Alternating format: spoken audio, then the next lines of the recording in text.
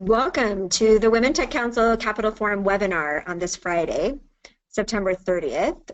I'm Sydney Tetro, and I have Clark Cahoon here from GoEd, and we are really excited to talk about this grant program today. For those of you who are new to these webinar series, the Women Tech Council created a Capital Forum in order to help increase access to women and our network around capital opportunities, everything from grants to seed funding to venture, all the way to networks and capital and resources when it comes to mergers and acquisitions. So we really want to create the opportunity for our network and our community to have more access to the resources that are around them. And this is just part of that series. We closely work with GoEd. They've been a great partner of ours. And this is a really great program, and we're really excited to have the opportunity to share some of the details and hopefully get more women and other companies into the pipeline so they can have access to capital to build out their great ideas. So we're going to go ahead and kick this off. I'm going to turn it over to Clark, and we're going to go through kind of an overview of this at the state level and then the reasons that they have this program, and kind of answer hopefully all of those questions that you have. I think as a high level, the grant actually opens tomorrow, and it closes at the end of the month on October 31st. So you've got 31 days for this process, and we'll go through as many details as possible and point you to the resources you need to participate in this specific program. I'm going to turn it over to you, Clark, and you can take us through a bunch of this information. All right, great. Thanks for having me. Appreciate it. So the TCIP program has been around for about 30 years now. It's changed quite a bit in the last 2 years, and we're going to talk a little bit about that. But the TCIP fund really is just one kind of positive shining light in a lot of great things that are happening around the state of Utah. So here you can see all these accolades that the state recently has had. And, you know, with other programs and grant opportunities, TCIP just kind of fits into a really good atmosphere for people who are here in the state of Utah to access opportunities. Big picture, Utah economic outlook, #1 economic outlook since 2008. Job growth is 2 times the national average. And really, the TCIP program is to help continue on that path, and specifically helping small businesses and university teams receive funding so they can actually go out and create more jobs and continue that positive economic outlook. And just to kind of echo the great things that are happening in the state and the environment we've created, the Women Tech Council had an opportunity to represent the state of Utah at the White House this week as part of the Computer Science for All initiative. And it was very clear that Utah, we actually got to present on the stage some of the things that are happening here. And it was the STEM Action Center and the State Board of Education. A number of other organizations were there. And it was really cool to see that we're leading out in many areas, including things happening in the tech sector. And I feel like this grant program is just yet one other way that we're leading out to drive economic growth in the state. And that's a really great place for us to be. I think we're really viewed at all levels, even at the national level, because of the great programs like this. Yeah, it's really exciting, and again, we want to make sure that we're competitive and we stay on top. And so, you know, having these programs that are accessible is going to continue to help us be there. Here's just a slide with industry clusters that are focused on here in the state of Utah. You don't have to fit within one of these industries to actually apply for the grant, but this is kind of the focus that the state has, kind of the key sectors that we focus on. So let's talk about the objectives. The TCIP program, we want to see we want to accelerate the commercialization of technologies that are developed not only at the university level, but also small businesses throughout the state.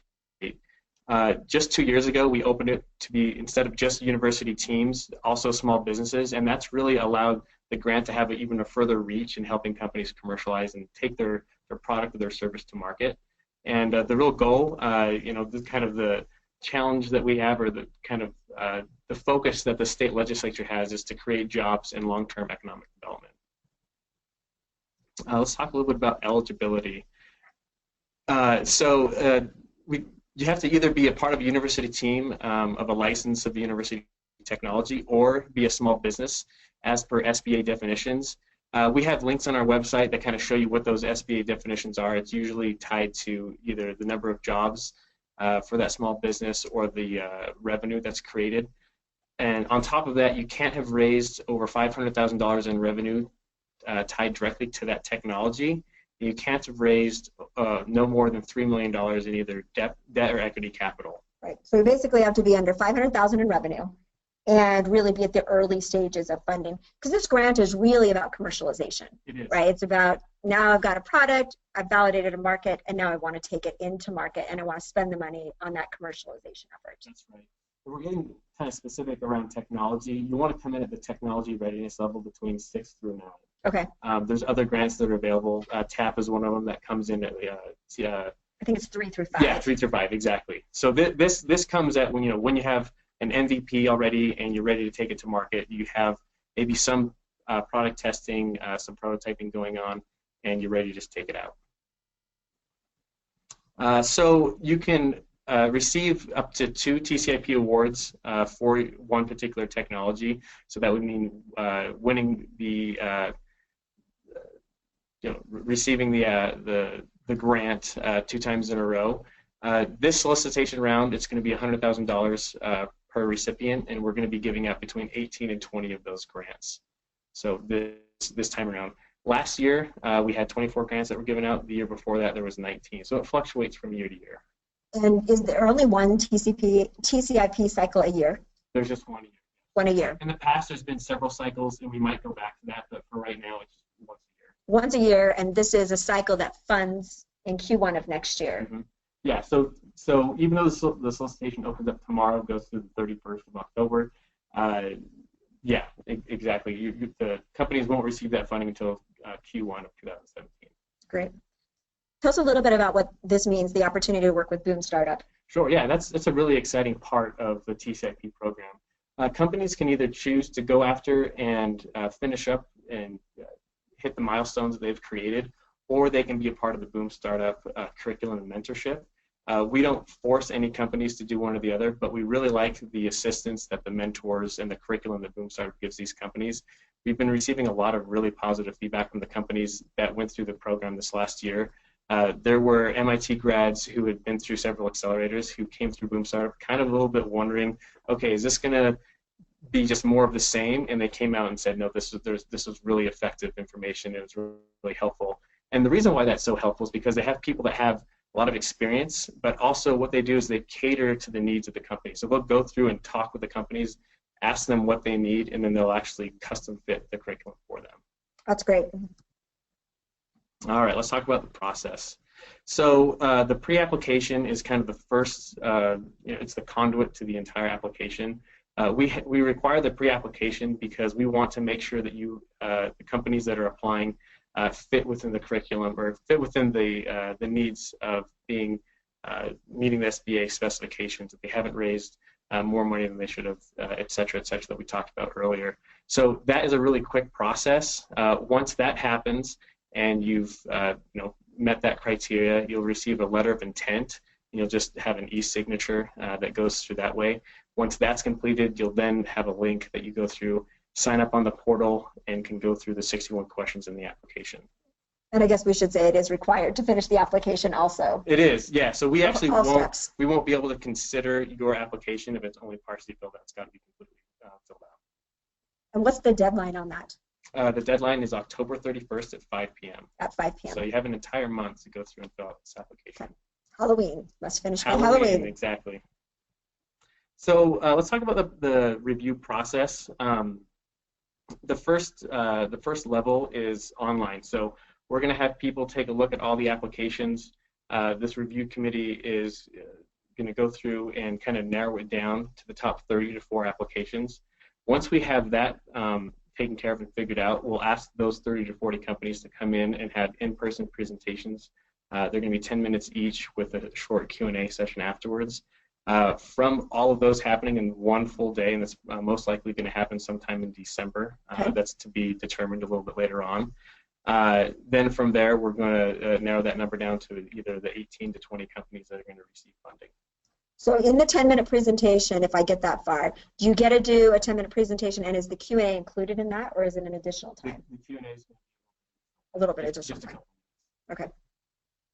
So the reporting. So when a company does receive the TCIP funding, we do want to keep track and see what's going on with those companies. And so we are asking these companies to report on these certain metrics, which is revenue, capital raised, new jobs, acquisitions, new users, and completion of milestones. And this isn't really asking anything out of the ordinary. This is stuff that successful companies should be keeping track of on a monthly and quarterly and annual basis. And so this is really just the best practices. Got it. Now, we were talking a little bit earlier, and I think this is really helpful information. How does this grant fund? Because there's different ways grants fund. I've been involved in reimbursement grants. Is this a grant?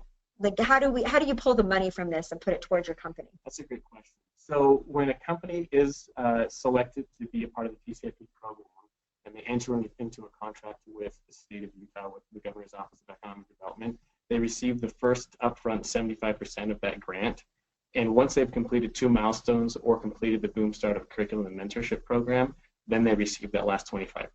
Gotcha. So roughly, in my math, right, when you get $75,000 in Q1, starts funding your operations, and we have to hit some milestones or go through Boom Startups program.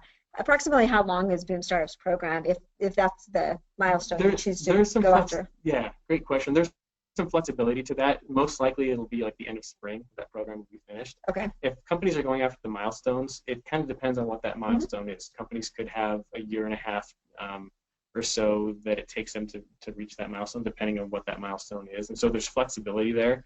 So yeah, it's kind of a toss-up on it. There's not a one-size-fits-all answer on that.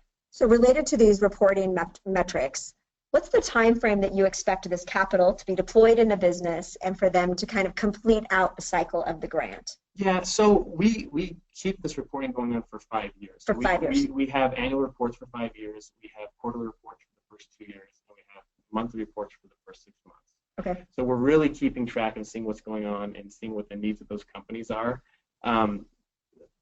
Now, 5 years down the road, are we still interested in what those companies are doing and beyond? Absolutely, but that's kind of our main focus, that first kind of, first 2 to 5 years that we're focusing on.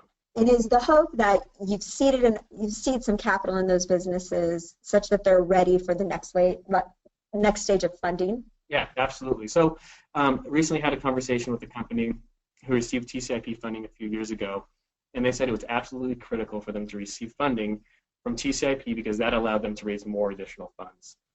On top of that, we realized that we also want to see companies that have already gone out and received funds, funding outside of the grant. So it's kind of a cart before the horse and how that works out. But we know that those are complementary. So receiving the grant is going to help companies receive more funding, and we recognize that as a positive mechanism for that. Great. So last year, this is kind of an overview. We had 24 projects. There's $2.4 million that was given out last year, and on the right you'll see a couple companies that received funding the year before that. So BioFire and True Clinic were just a couple companies, and just wanted to kind of give you an understanding of some of the companies that have received funding.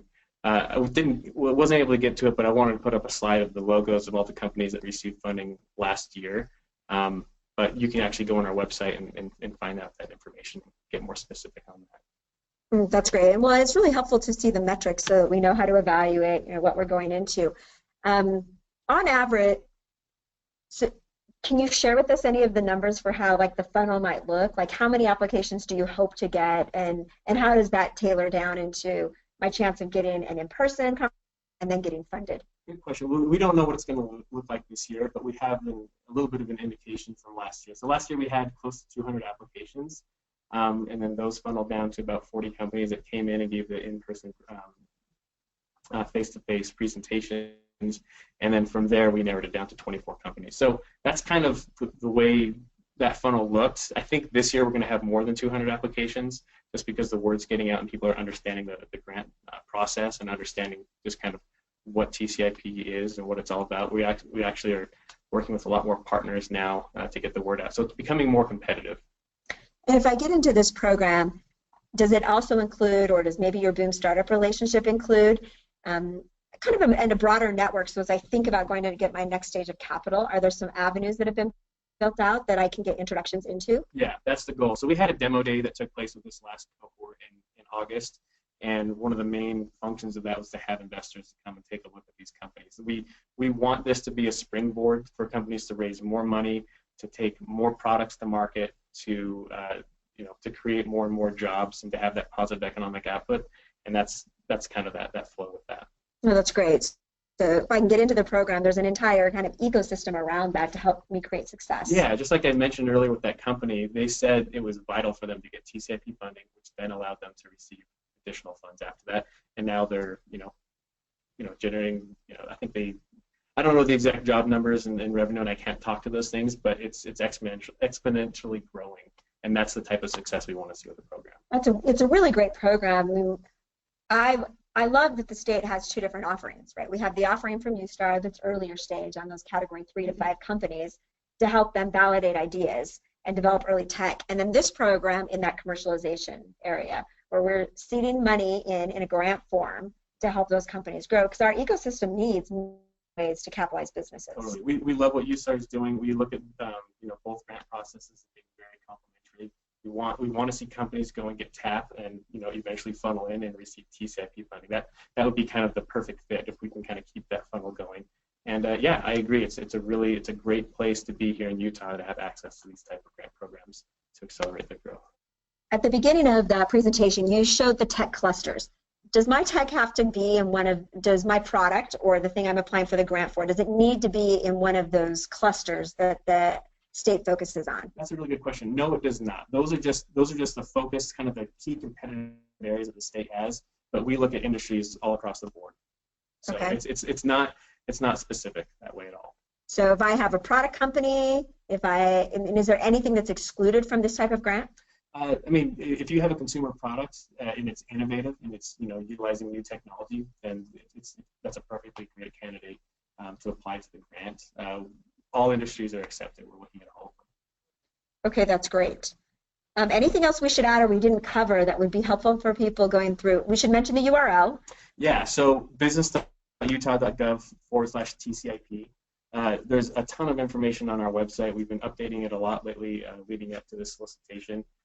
From there, you can actually get my contact information and ask me specific questions. We're also going to be putting a Q&A or FAQ portion on our website, as well as questions continue to come through. Post them up on the website for everyone to see. So yeah, there's a lot of information, so go to the website. And I'll throw the URL up here up on the screen right now. And is that the best way to contact you? I know you're running this specific program and this whole process. Is it really to go through that website then? Yeah, you go to the website, you're going to have 99.9% of your questions answered most likely. If there's some kind of weird, obscure something, or if something doesn't seem very clear to you for whatever reason, you can get my email address or my phone number from the website and get in contact with me. There's actually a little box that pops up on the website with my weird face on it, and you can just go through and contact me that way. Great. So starting tomorrow, you can go to the website and you can start the pre-application process. Yeah.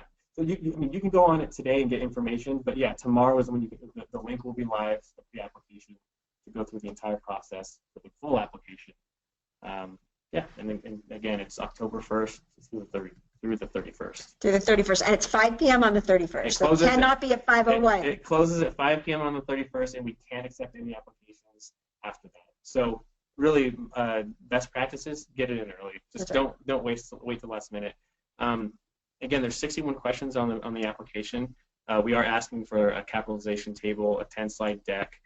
You can submit a 2-minute video if you'd like. That's optional, and then 2 letters of recommendation. Those are also optional. So we're not just asking really simple questions, but we're asking questions that any legitimate business or technology that's being developed should be able to answer. That's right, and it's going to take some time, I think, to develop those materials. So we encourage people to get in there early, get their letter of intent done, so they can see the 61 questions and have time to really go through those and provide substantial answers. Exactly. Okay, that's great. Thank you for spending your Friday afternoon with us, helping provide this information to the community. We're excited that we're partners and that we get the opportunity to share it to our group of users and the community at large. Happy to be here, and I love what y'all are doing. So happy to be here. Thank you. We'll open it up for about 1 minute. If anyone has any questions that we have not answered, you can submit them through the questions and or the chat. We're watching both of those. And if there's anything that we didn't cover, we are happy to, and of course you can get information online.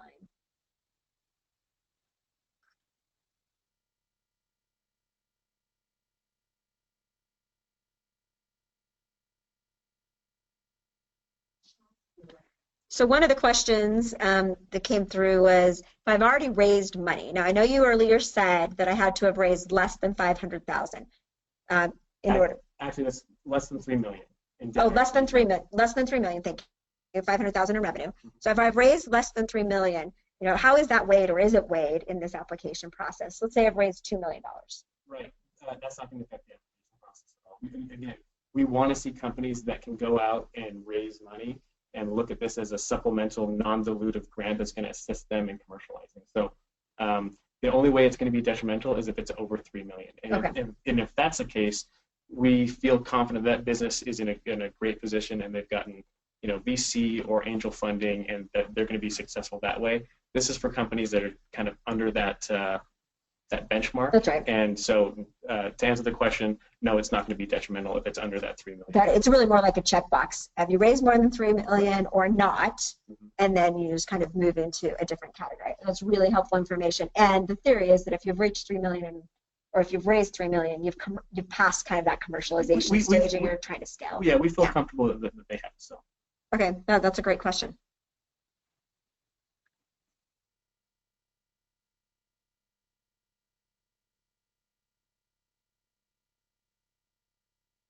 Another question that came related to that was, were any of the companies that received grants last year pre-revenue? Yes, there was a handful of companies that pre-revenue. We do accept those companies just as equally as companies that do have revenue. We understand that the stages that are coming through, they're different. Okay. Okay. So, I think that answer came through a little softer, so we're going to repeat that answer. Sure. Say the question one more time. Again, I'm sorry. No, you're fine. Throwing you off. The question was just related to, do you accept pre-revenue companies? Yes, absolutely. We do accept pre-revenue companies. There's a handful of companies just this last year that were pre-revenue. Okay, that's great. Is it again like a checkbox, or is it weighed in the decision process? It just depends on the company. I mean, every company is so different that and they're at different stages. It really, it's such a, there's just a lot of things to be taken into account. Is the criteria for evaluation, is it on the website? It is. Okay. Mm-hmm. It's all on the website. Okay.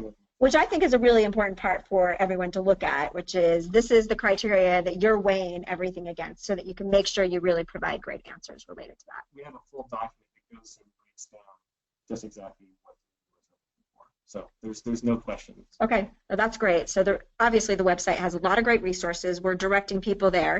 If you have any additional questions, go ahead and take a look at the website, or you can contact Clark directly, and he is happy to help answer any of those.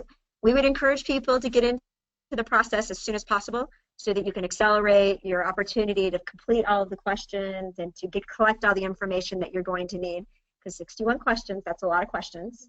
It's a lot of data that you've got to collect and really create for your business. So with that, we want to thank you for joining. Appreciate your time. We are recording this webinar. It will be available on our YouTube channel, and both GoEd and us will be distributing it so people can get this additional information. And thank you again for joining us, and thank you for joining the Women Tech Council Capital Forum webinar. Have a great weekend.